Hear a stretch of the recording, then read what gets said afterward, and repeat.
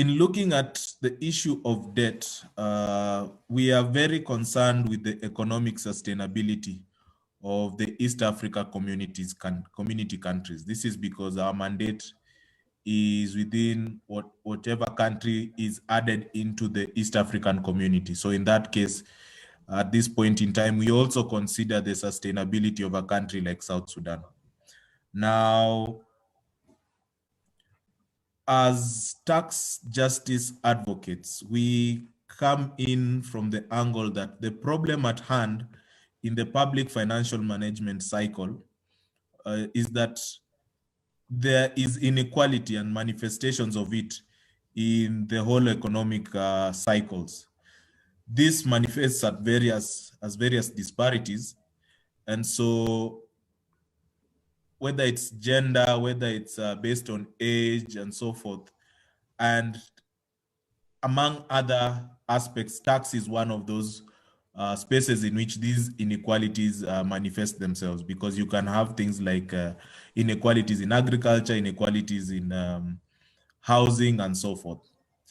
Now, particularly in the case of taxation, the injustice that is mainly arising is that there seems to be an emergent system of big business and wealthy individuals dodging billions of their tax obligations. And then the result is that because governments are looking for ways to finance their activities, the tax burden shifts to the poor. And so tax justice efforts are therefore trying to address these injustices, particularly insofar as these burdens are shifted to the poor, because somehow the wealthy and big corporations have found a way to avoid or evade taxation. Just to speak briefly on the context, globally there is an increase in country debt repayments by 85% since 2010. For advanced economies, there is this long-term fiscal imbalance. They are finding themselves spending more than they are raising. And this is because of a lot of expansion in their government programs. And so they have to think of how to do that balance. Meanwhile, for developing countries, they are already in a weak economic state. The IMF estimates that about 40 countries in the region are either already debt distressed or at a high risk. And this is despite previous efforts like the Multilateral Debt Relief Initiative and the Heavily Indebted Poor Countries initiatives that were interventions to kind of ease the debt strains on these countries. Nonetheless, you find that post the global financial crisis, the question of bond issuances came up a lot.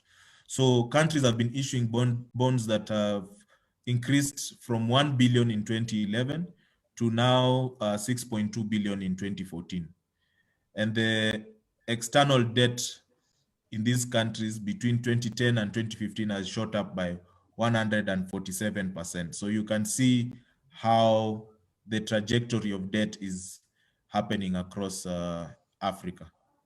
Also, according to the Regional Economic Outlook, it's estimated that revenues in 15 of the 45 countries that have been looked at are less than 15% of their respective GDP. So these are the kind of statistics that are emerging across African countries. So as mentioned in Kenya, in that context, and also East Africa, there is quite clearly a situation where there is increased debt. But what is more unfortunate is that this debt is not resulting in productivity. Most of it is going back into repaying loans and budgeting for ballooning country wage bills. So we are borrowing from Peter to pay Paul across the East African countries. So the conversation about debt is increasingly about the risk of default because of the massive amounts of money that we have onboarded as economies. Secondly, there is the question of weakened resilience. This is particularly an issue now that you think of the shocks that are coming in the case of, for instance, the pandemic. So how that resilience that they had is very much weakened because of the debt. And this is because these countries are now, greatly exposed to the global environment, the global markets, as opposed to when they were borrowing domestically, as was previously highlighted by Wanjiru when she was talking about Kenya only having a debt to finance elections, but now we have debts for all manner of projects. So initially we had debt that was borrowed domestically and could be easily restructured because since it was borrowed in the local currency, then the restructuring was easier. However, now that we have commercial loans, uh, restructuring that is very difficult whenever there are shifts in the global markets. So for instance, rise or decrease in the dollar, that affects, and for instance, that affects us. And if you look at the Kenyan case, now that the dollar has risen, I think it's now 108, our debt has also increased in a very short period of time, just based on weakening of the shilling. So when we speak of the linkage between the public debt and issues of taxations, we look at three main things. First is what I'd hinted on, the increased tax burden. If you've looked at the conversations in Kenya, maybe also in Uganda, if you're following, but there is a lot more burden on the individual as opposed to companies. If you look at the conversations about the digital services tax now, there was also a digital tax in Uganda some while back. But also, if you look at the continued conversation on trying to broaden the tax base, the government is looking for various means to increase its domestic revenue mobilization capacity. But it's coming up with measures that are increasingly very difficult on individuals. So if you look at presumptive tax, that was a tax that people were not quite happy with it, considering their obligations and so forth. Secondly, another linkage is the question of harmful tax practices.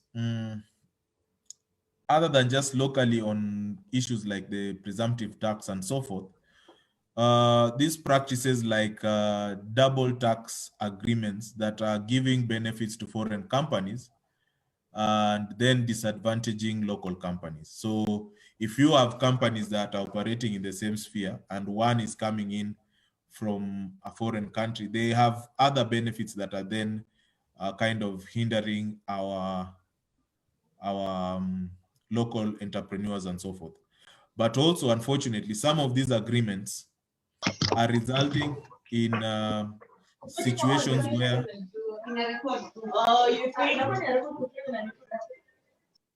Rosemary, please mute. Thank you. Leonard, I'll give you 1 more minute to wrap up. So yeah, as I was saying, if you look at the harmful tax practices, other than just disadvantaging local companies, they are also opening up avenues for tax avoidance and the whisking away of incomes that could be taxed so that the government loses the opportunity to raise revenue. Thirdly is the question of distorted development. And here then you start seeing, because of the way things are all haphazard and not properly thought out, we have slanted taxation, which is not considered legitimate, and people just see this as an opportunity to now start avoiding taxes. You have now other attached effects like inflation, and then obviously things that emerge out of this like economic uncertainties. So for us, the questions on public debt relate to questions of fairness in tax policy in East Africa. They relate to the issues of harmful tax practices, as I had mentioned. Then obviously the questions of how economic growth and resource distribution in the region happens. And lastly, of course, the empowerment and inclusion of citizens in these policy-making processes. Just to list on the questions of fairness, we have to ask, we find that in on fairness, we find that there's a lot about tax reforms. But what are these tax reforms in East Africa really about? There is also the questions about how do we fund political promises?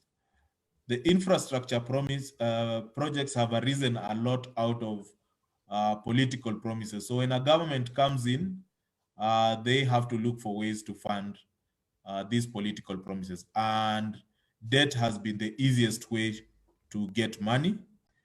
But then to repay that money, the only way out obviously is taxation. In instances where there's this problem, then it means adding more debt. So there's that linkage to the issues of political promises. Then you have to consider the appropriate means to achieve the domestic revenue mobilization. So which taxes do you consider and how do you implement them? And then there is a larger political conversation we need to ask ourselves about how do you tax someone to become a more productive entity?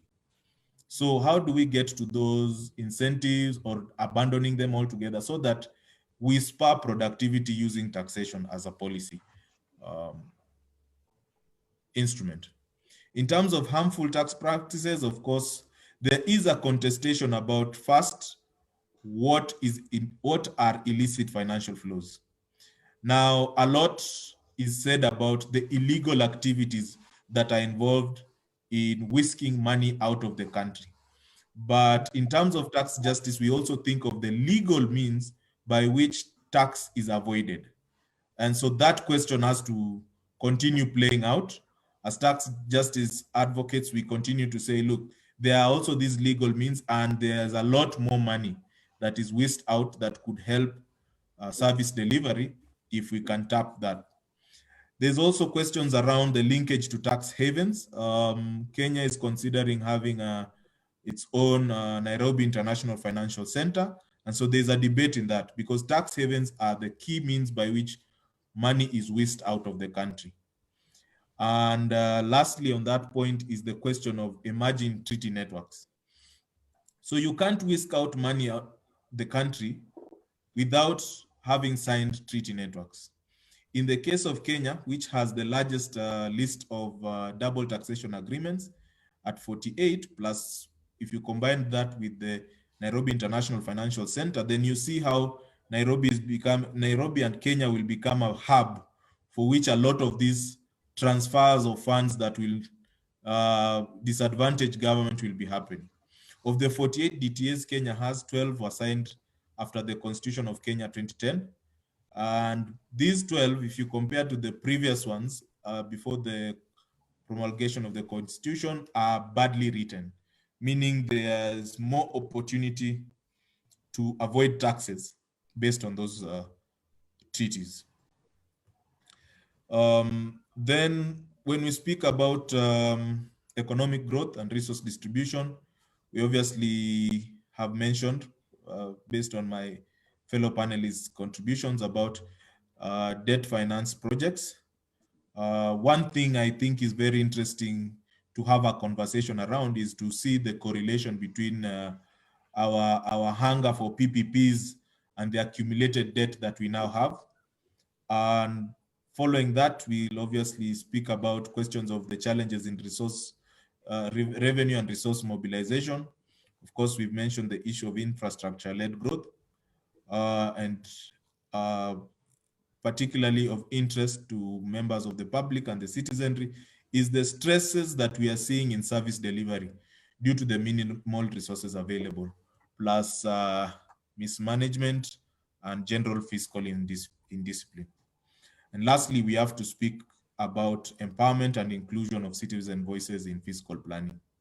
So we see PFM is already an exclusive policy space, but as the strain is continuing, the politics around it is that there seems to be instances in which officials are trying to isolate public finance management more by sidelining the people and their representatives. This is the heart of the issue if you look at the DTA case that TGNA put forward, where they singled out the Mauritius DTA, but following research, we've realized that 9 other treaties are also problematic and did not involve the parliament in just assessing their cost benefit to the country. So these countries are Iran, Kuwait, Seychelles, South Africa, Qatar, Korea, United Arab Emirates, India, and the Netherlands. Some Leonard, of please which, wrap up. Any wrap yes. up? All right, just 2 minutes, okay, I'll be done in seconds. Some of the countries mentioned here are some of the biggest tax havens. And so you can how the treaty network is emerging.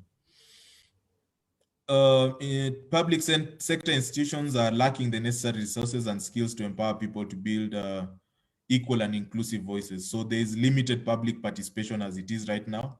There's a lot of stifled political party debate. You haven't seen very robust debate about taxation or public finance management, unless it's something heated. But there's also a trend here if you think of the fact that as civil society, we somewhat shifted from civic education to more capacity building. Capacity building being training the people in institutions to consider the issues that we thought were important, thereby kind of reducing and neglecting the need to train citizens to be more vigilant. So why we are very happy about today's presentation and conversations is that for us, we see this as an opportunity to engage and implement an idea of having a tax justice forum in Kenya with like-minded organizations and individuals that will try and push public finance management and revenue issues forward a bit better. We want to mirror this with our Ugandan counterparts who have been very good at it. And this is a good opportunity in terms of even thinking through the public interest litigation strategies, engaging parliament, and so forth. So I'll leave it at that. Thank you very much.